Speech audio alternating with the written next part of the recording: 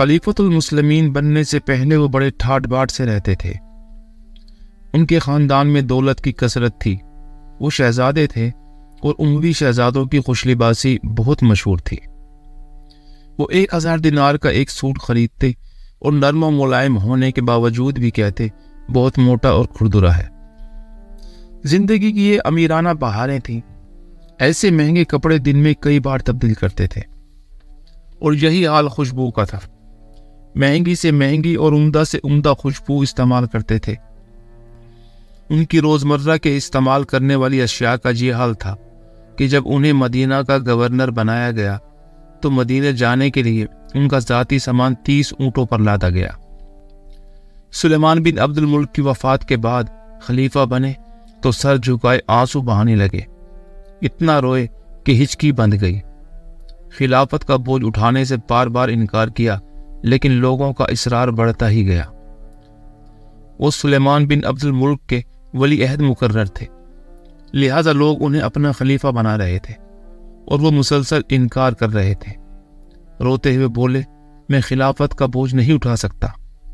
उनके मुसलसल इनकार के बावजूद भी खिलाफत का बार उनके कंधों पर लाद दिया गया। खलीफा बने तो उनके लिए शाही सवारी लाई गई। सवारी देखकर ठिठक गए और परेशान कुल लहजे में बोले, ये क्या? गुलाम ने जवाब दिया, शाही सवारी है। कहने लगे, इसे बैतुल माल में जमा करवा दो। साथ ही वो अपने खच्चर पर बैठे और दफ्तर चले आए। खिलाफत के अमूर निपटाने के लिए दफ्तर पहुंचे तो वहां शाही खैमा नस्ब था। शाहाना ठाट बाट, कीमती पर्दे, उम्दा तकिए, पुरतकल्लुफ कालीन और साफ सुथरे गलीचे। गुलाम ने हैरान और परेशान देखा तो कहने लगा, यहाँ मुमलिकत के काम निपटाते हैं। जवाब दिया, इन सब को बैतुल माल में जमा करवा दो। एक दफ़ा बैतुल माल को वसी करने की ज़रूरत हुई तो उन्होंने इंतहाई ज़रूरी चीज़ें अपने पास रखी और बाकी ज़ाती सामान बैतुल माल में जमा करवा दिया। वो खलीफा क्या बने, सब कुछ बदल गया। शाहाना ज़िंदगी तर्क करके इंतहाई सादा ज़िंदगी गुजारने लगे। तर्ज ज़िंदगी ऐसा कि सिर्फ एक सूट ही अपने पास रखते और उसी को धोकर पहनते रहते। कहाँ वो 1000 दिरहम के कीमती नर्म मुलायम सूट जो दिन में कई बदलते, और कहाँ मोटे खद्दर का एक सूट जो कई कई दिन पहने रखते। एक दफ़ा एक अजीब वाक़या पेश आया। खलीफा का सूट इतना फट गया कि पहनने के लायक न रहा। जब कपड़े पर पैबंद लगाने की कोई जगह बाकी न रही तो उन्होंने 8 दिरहम का नया कपड़ा मंगवाया। कपड़ा सामने आया तो हाथ में पकड़ते ही बोले, ये बहुत मुलायम है। पास ही खड़े आदमी की हंसी निकल गई। खलीफा ने देखा तो बोले, बिला वजह हंसने का मकसद?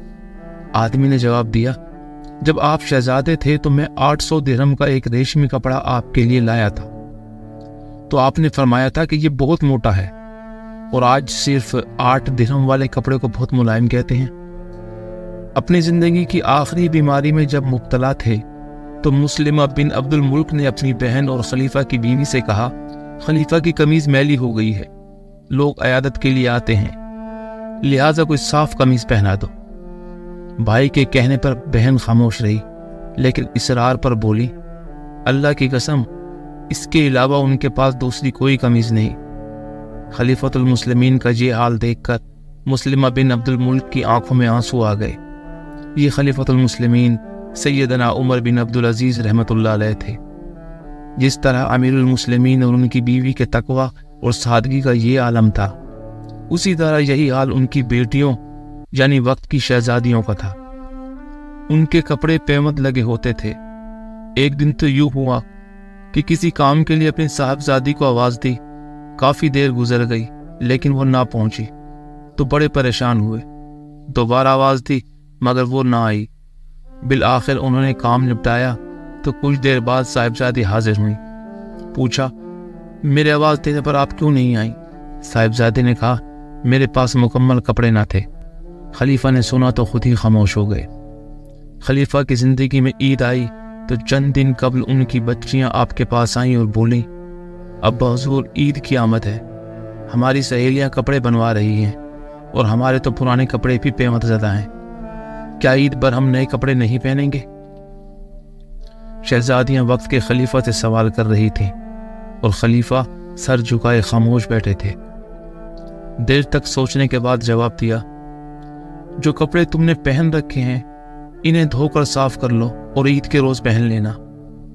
نہیں بابا جان، آپ ہمیں نئے کپڑے بنوا دیں، بچیوں نے ضد کرتے ہوئے کہا۔ خلیفہ نے فرمایا، میری بچیوں، عید کا دن اللہ تعالیٰ کی عبادت کرنے اور اس کا شکر بجا لانے کا دن ہے، نئے کپڑے پہننا کوئی ضروری تو نہیں۔ بابا جان، آپ کا فرمانا بالکل سچ ہے اور درست ہے، لیکن ہماری سہیلیاں اور دوسری لڑکیاں ہمیں تانے دیں گی کہ تم امیر المومنین کی بیٹیاں ہو اور وقت کی شہزادیاں، تم نے وہی پرانے کپڑے پہن رکھے ہیں۔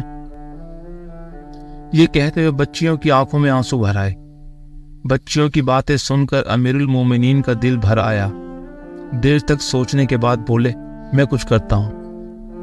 پھر انہوں نے بیت المال کے خازن کو بلا کر فرمایا، مجھے میری 1 ماہ کی تنخواہ پیشگی لا دو۔